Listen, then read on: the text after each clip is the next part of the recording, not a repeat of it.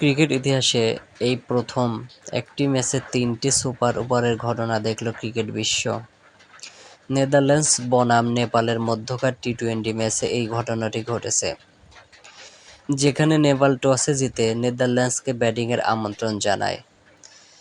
নির্ধারিত ২০ ওভার শেষে ৬ উইকেট হারিয়ে ১৫২ রান সংগ্রহ করেন নেদারল্যান্ডস। ১৫২ রানের টার্গেটে ব্যাট করতে নেমে নেপাল ৮ উইকেট হারিয়ে ২০ ওভার শেষে তারাও ১৫২ রান সংগ্রহ করেন। ফলে ম্যাচটি হয় ড্র। তখন ম্যাচটি গিয়ে দাঁড়ায় সুপার ওভারে। সুপার ওভারে নেপাল প্রথমে ব্যাট করে ১ ওভারে ১৯ রান সংগ্রহ করেন।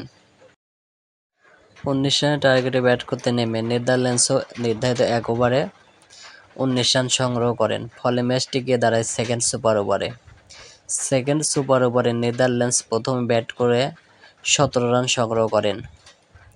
জবাব দিতে নেমে নেপালও ১ ওভারে ১৭ রান সংগ্রহ করেন।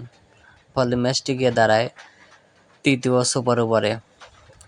তৃতীয় সুপার ওভারে প্রথমে ৪ বল ২ উইকেট হারিয়ে নেপাল সংগ্রহ করে ০ রান। জবাব দিতে নেমে নেদারল্যান্ডস প্রথম বলেই ছক্কা হাঁকিয়ে ইতিহাস গড়া ম্যাচটি তাদের নিজেদের করে নেন।